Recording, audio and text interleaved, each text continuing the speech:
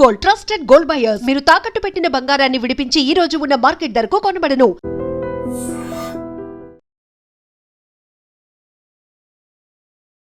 నమస్కారం, welcome to I dream. ధర్మ మార్గం విత్ విజిత కార్యక్రమానికి స్వాగతం.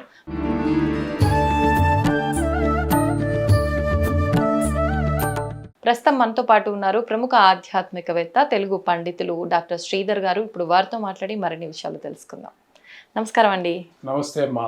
అయితే మనకు ఆషాఢ మాసం ప్రారంభం అవబోతుంది మరికొద్ది రోజుల్లో. ఆషాఢ మాసం అనగానే ఆషాఢ మాస ప్రారంభ దశల్లోనే వారాహి నవరాత్రులు కూడా జరుపుకుంటూ ఉంటారు. అయితే ఈ వారాహి నవరాత్రులు జరుపుకునే విధానం ఏ రకంగా ఉంటుందో తెలియజేయండి. ఈ వారాహి అమ్మవారు చాలా పురాతనమైనటువంటిదే, కానీ ఈ మధ్య మాత్రం ప్రజల్లోకి రావడం జరిగింది. అనేక కారణాలు ఉన్నాయనుకోండి, ఇప్పుడు అవన్నీ విశ్లేషించాల్సిన పని లేదు. కానీ ఈవిడ సప్త మాతృకులలో ఒక ఆవిడ.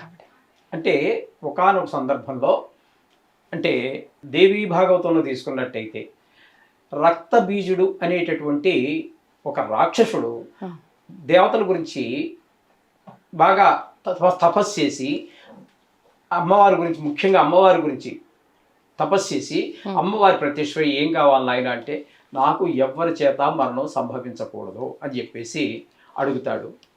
అమ్మవారు సరే అంటుంది. తర్వాత, అమ్మా నేను నీ భక్తుని కదా, నీ చేతిలో కూడా నేను చావకూడదు, మరణం రాకూడదు అని చెప్పేసి ఆవిడ దగ్గర మరలా వరం పొందుతాడు. ఆమె అలాగే అంటుంది. ఇక ఆమె ఎవరి చేత చంపబడకూడదు, ఆవిడ చేత చంపబడకూడదు. అందుచేత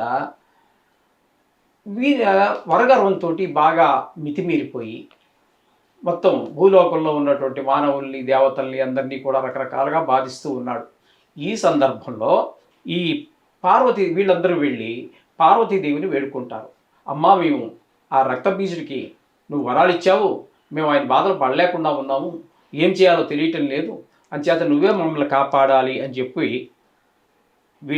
ఆయన అందరూ కోరడం జరిగితే అప్పుడు ఈ పార్వతీదేవిని శరణు వేడగా ఆమె ఒక దుర్గగా మారి ఆవిడ యుద్ధం చేయడం ప్రారంభిస్తుంది. ఆ యుద్ధంలో గాయాలవుతాయి ఈ రక్తబీజుడికి. ఆ సందర్భంలో 2-3 రక్తబొబ్బొట్లు కింద పడడం జరుగుతుంది. ఆయనకి ఆ వరం కూడా వేరే దగ్గర పొందున్నాడు. ఆయన యొక్క రక్తం బొట్టు నేల మీద పడితే, ఎన్ని బొట్లు పడితే అంతమంది రక్తబీజులు అందులో పుట్టుకొస్తూ ఉంటారు. ఈ విధంగా ఆవిడకి కూడా చాలా శ్రమ అయిపోతుంది, ఈ దుర్గాదేవికి కూడా అయిపోయి అప్పుడు ఏం చేస్తుందంటే ఈ సప్త మాతృకల్ని సృష్టిస్తుంది. ఆవిడ అంశగానే ఆవిడలోంచే ఈ సప్త మాతృకలందరూ కూడా బయటకు వస్తారు. వాళ్ళ పేర్లు ఉన్నాయనుకోండి, బ్రాహ్మణి, వైష్ణవి, మహేశ్వరి, ఇంద్రాణి, కౌమారి, వారాహి, ఇట్లా ఆవిడ చాముండి, ఇట్లా 7 మంది సప్తమాతృకలు సృష్టించి అప్పుడు ఈ రక్తబీజుడి దగ్గరికి యుద్ధానికి వారి యొక్క సహాయంతో పంపిస్తుంది. అందులో వీరందరూ వెళ్తారు. కానీ ప్రముఖంగా ఈ వారాహి అనేటటువంటి ఆవిడ తన యొక్క కోరలతోటి, వారాహి అంటే మనకి తెలుగులో కొంచెం అట్లా ఇట్లా ఉంటుంది, కానీ మనకి వాడుక భాషలో దాన్ని వారాహం అంటారు దాన్ని. కాబట్టి ఇంకా దాని గురించి విశ్లేషిస్తే కూడా బాగుండదు. దానికి 2 కోరలు ఉంటాయి, అందరికీ తెలిసిందే. వరాహావతారం అని మనకి దశావతారాల్లో కూడా మనకి వరాహావతారం భూమి రక్షించడానికి కోసం మనకు తెలుసు కదా. అట్లాగే అక్కడ ఈ వారాహి అనేటటువంటి ఆవిడ బాగా వీళ్ళందరికంటే ఎక్కువగా వాడితో పోరాడి తన యొక్క కోరలతో చీల్చి చెండాడి ఆ రక్తాన్ని కింద పడకుండా చేసి మొత్తం మీద సంహరించడం జరుగుతూ ఉంటుంది. అప్పటి నుంచి ఈవిడ కూడా దుర్గామాత నుంచి వచ్చిన వాడే, పార్వతీదేవి నుంచి వచ్చిన వాడే. వీళ్ళందరూ కూడా ఆవిడ యొక్క అంశలే ఇవన్నీ. అయితే ప్రముఖంగా ఈ పేరు మనకి కాశీలో వినిపిస్తూ ఉంటుంది. ఎందుకంటే అక్కడ మొట్టమొదటిగా నాకు తెలిసినంత వరకు, ఇంకెక్కడ ఉన్నాయేమో తెలియదు, కానీ మొట్టమొదటిగా కాశీలో ఈ గుడి ఉంది, వారాహి గుడి అని చెప్పేసి. అక్కడికి వెళ్ళినప్పుడు నేను తెలుసుకోవడం జరిగింది. అలాగే మనం కొన్ని పురాణాల్లో కూడా చదివాం. ఆవిడ కాశీ నగరానికి క్షేత్రపాలకురాలు. ఈవిడ రాత్రి అంతా మెలకు ఉండి మొత్తం కాశీ అంతా తిరిగి అక్కడ ఎవరెవరు ఏ తప్పుడు పని చేయాలనుకున్నా వాళ్ళందరినీ శిక్షిస్తూ ఆ కాశీ నగరాన్ని అంతా కూడా సంరక్షిస్తూ ఉంటుంది. అప్పుడు అటువంటి సందర్భంలో ఆ తెల్లవారుజామున రాత్రి అంతా మెలకు ఉంటుంది ఆవిడ, పగలంతా పడుతుంటుంది. ఆవిడ తిరిగి తన ఇంటికి వచ్చి సేద తీరేటటువంటి టైం ఏంటంటే తెల్లవారిన దగ్గర నుంచి ఒక 3 గంటలు మాత్రం మనకి దర్శనం ఉంటుంది. ఆ తర్వాత ఆమె శయనిస్తుంది. అందుచేత ఆ గుడి దర్శనం కూడా తెల్లవారి 5 గంటల నుంచి 8 గంటల వరకు మాత్రమే మనకి దర్శనం జరుగుతూ ఉంటుంది. అది కూడా ఆ గుడి మామూలు గుడిలాగా పైన ఉండదు. ఆవిడ డైరెక్ట్గా మనం చూడటం జరగదు. ఆవిడ పాతాళ లోకంలో ఉండటం జరుగుతుంది. ఆ గుడి మామూలుగా సమానంగా ఉంటుంది, కిందకి ఇలా ఉంటుంది, గదిలా ఉంటుంది, అందులో ఉంటారు ఆవిడ. ఆవిడ ఉగ్ర రూపం కూడా అందరూ చూడలేరు, చాలా కష్టమైనటువంటి పరిస్థితి. అందుచేత ఆవిడని దర్శించుకోవాలి అన్నట్టయితే ఆ 3 గంటల్లోనే వెళ్ళాలి. వాళ్ళు అక్కడ దానికి కొన్ని రంధ్రాలు పెట్టారు పైన, ఆ స్లాబ్ మీద నుంచే మనం చూడడం జరుగుతుంది. కొంతవరకే స్పష్టంగా మిగతా గుళ్ళల్లో దేవుణ్ణి చూసినంతగా మీరు డైరెక్ట్గా రంధ్రాల నుంచి మొత్తం కనబడదండి, కొంతవరకు కనిపిస్తుంటుంది. అంటే కాళ్ళు శిరస్సు కనబడతాయి కానీ మధ్యలో స్ట్రైట్గా ఉన్న మూలంగా మనం పూర్తిగా చూడలేము. అంచేత ఈ విధంగా ఆవిడ్ని తెల్లవారి 5 గంటల నుంచి 8 గంటల వరకు చూడడం జరుగుతుంది. ఆ తదుపరి గుడి మూసేస్తారు, మళ్ళీ మరుసటి రోజే తెరవడం జరుగుతూ ఉంటుంది. ఈ విధంగా ఆవిడ క్షేత్రపాలకురాలు కాబట్టి ఈ విధంగా జరుగుతూ ఉంటుంది. అట్లా ఈ వారాహి అమ్మవారిని తెల్లవారి మాత్రమే చూసుకోవాలి, తర్వాత మళ్ళీ మరుసటి రోజు వరకు ఏమీ చూసుకునేటటువంటి అవకాశమే లేదు. ఈ విధంగా కనపడుతోంది. మత్స్య పురాణంలో కూడా ఈ వారాహి అమ్మవారి గురించి కొంత సమాచారం ఉన్నది. అంధకాసురుడు అనేటటువంటి వాడు మత్స్య పురాణంలో చెప్పింది ఏంటంటే, అక్కడ అంధకాసురుడు అనేటటువంటి వాడు శివుని యొక్క చెమట నుండి ఉద్భవిస్తాడు. ఆ విధంగా ఉద్భవించి అతను కూడా దేవతల మీద యుద్ధానికి వస్తాడు. సంహరించడానికి శివుడు అంధకాసురుణ్ణి వారాహి అమ్మవారిని ప్రార్థిస్తారు. వాడు ప్రజలందరి బాధ పెడుతూ ఉంటే వాళ్ళు వెళ్ళి మళ్ళీ శివుని ప్రార్థిస్తే అమ్మవారి దగ్గరికి వెళ్ళమంటాడు. అంటే 2 రకాలుగా అనేక పురాణాల్లో అనేక రకాలుగా చెప్పబడింది.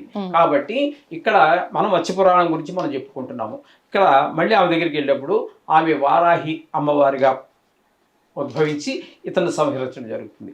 అలాగే వామన పురాణంలో కూడా ఈ రక్తబీజుని ఇది వారాహి అమ్మవారి యొక్క విషయం అంతా కూడా చెప్పబడి ఉన్నది. అక్కడ కూడా ఈ విధంగా ఈ మధ్య కాలంలో చాలా చోట్ల ఈ గుళ్ళు అవి వెలుస్తున్నాయి, కొంచెం ప్రసిద్ధి వచ్చింది, బయటికి వచ్చింది. కాబట్టి ఇక్కడ కూడా చాలా మంది, ఇక్కడ మన హైదరాబాద్ నగరంలో కూడా ఇక్కడ ప్రత్యంగర అమ్మవారి గుడిలో రీసెంట్గా ఒక నెల 15 రోజుల కిందట ఆవిడ యొక్క విగ్రహాన్ని ప్రతిష్ఠించారు. జనం బాగానే వెళ్తున్నారు. ఆవిడ్ని ఎంత వేడితే అంత కోరికలు నెరవేరుతాయని చెప్పేసి ఒక ప్రసిద్ధి వచ్చేసింది ఆవిడికి. అయితే కొంతమంది చెప్పేది ఏంటంటే ఆవిడ ఉగ్రదేవత కాబట్టి ఆవిడ పూజించకూడదు అని చెప్తున్నారు. అందులో అందరికీ ఉగ్రదేవత కాదండి, దుష్టులకి మాత్రమే ఉగ్రదేవత. అదే శిష్టులు అంటే చాలా దైవభక్తి కలిగినటువంటి వాళ్ళు, పరోపకార బుద్ధి కలిగినటువంటి వాళ్ళు ఎవరైతే ఉన్నారో వాళ్ళకి చాలా మంచి చేస్తుంది. వాళ్ళ కోరికలు తీర్చడంలో ఏమాత్రం ఆలస్యం చేయకుండా త్వరగా తీర్చగలిగినటువంటి దేవత ఈవిడ. చాలామంది ఈ మధ్యకాలంలో మమ్మల్ని కూడా ప్రశ్నిస్తున్నారు, వారాహి అమ్మవారి ఫోటో పెట్టుకోవచ్చా, విగ్రహం పెట్టుకోవచ్చా అని అడుగుతున్నారు. అయితే ఫోటో పెట్టుకుని పూజించడంలో తప్పు లేదు, కానీ ఈ యొక్క అనుష్ఠానం విగ్రహాలు మాత్రం పెట్టుకోవద్దండి. అలాగే అనుష్ఠానం కనుక తీసుకున్నట్టయితే అది బీజాక్షర సంపుటీకరణలు అన్నీ ఉంటాయి. కాబట్టి అందులో ఏమాత్రం తప్పులు దొల్లినా అది గురుముఖత తీసుకోవాల్సి ఉంటుంది. అది సిద్ధి పొందడానికి లక్షలు జపం చేయవలసి ఉంటుంది. ఇందులో ఏ ఒక్కటి తేడా వచ్చినా కొంచెం వికటించేటటువంటి అవకాశం ఉంటుంది. ఆవిడ మన కన్న తల్లే కావచ్చు, మనని చాలా ఓర్పు వహిస్తుంది, మనం చాలా తప్పులు క్షమిస్తుంది. కానీ అమ్మ కూడా ఒక్కోసారి 2 దెబ్బలు వేస్తుంటుంది మనని. మనం తప్పు చేసినప్పుడు ఆవిడ కోపం వచ్చినప్పుడు కొంచెం సరియైన మార్గంలో పెట్టడానికి 2 దెబ్బలు వేస్తుంది. అలాగే మనకి ఎందులో తప్పులు దొరలకుండా ఉండి చేసుకోవాలి అనుకుంటే రోజు ఫోటో పెట్టుకోండి. షోడశోపచార పూజలు అందరి దేవుడికి ఎలా చేస్తున్నామో అదే విధంగా ఆవిడకి కూడా చేయండి. దానివల్ల ఏమాత్రమో తప్పు లేదు. ఈ విధంగా అమ్మవారిని మనం ఇంట్లో పెట్టుకొని పూజించుకోవచ్చు. అసలు ఇంట్లోనే ఉండొద్దు, నరసింహస్వామి వద్దు, ఇట్లా ఎవరికి తోచింది వాళ్ళు చెప్తున్నారు. అయితే వాటికి ఏమి శాస్త్ర ప్రమాణాలు లేవు. అంటే ఒకరైతే అవ్వచ్చు, కానీ అందరికీ కాదనే విషయాన్ని గుర్తించాలి. అది చెడ్డ వాళ్ళకి మాత్రమే వాళ్ళకి చెడు ప్రభావం చూపిస్తుంది, కానీ మంచి వారికి ఎట్టి పరిస్థితుల్లోనూ కూడా అది చెడు ప్రభావం చూపించదండి. దీన్ని ఆషాఢంలోనే మాసంలోనే చేసుకుంటూ ఉంటారు.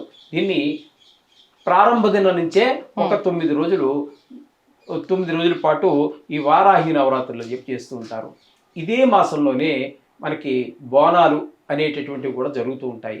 ఈ విధంగా వారాహిదేవి యొక్క పూజలు మనం చేసుకోవడంలో ఏ విధమైనటువంటి తప్పు లేదు. ఇంట్లో పెట్టుకోవచ్చు, ఫోటో పెట్టుకోండి, విగ్రహాలు అవన్నీ తేమాకండి. తెస్తే చాలా నియమనిష్టలు పాటించవలసి ఉంటుంది.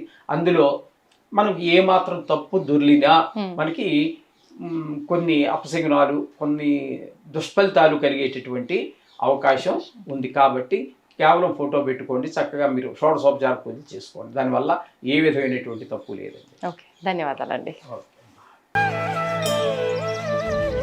దీన్ని తవ్వండి, తవ్వుతూనే శివలింగం. సరే, దాన్ని అట్లా కప్పేసేయండి, చూపించదండి. Krishna is there. మూర్తి పూజ కాదు, సాక్షాత్ బ్రజేంద్ర నందన భగవాన్ ఉన్నారు మూర్తిలో. ఏమీ ఆశించకుండా ఆరాధించే వాళ్ళు కూడా ఉన్నారా ప్రభుజీ? నిజమైన భక్తి అంటే మనకు తెలియదు కాబట్టి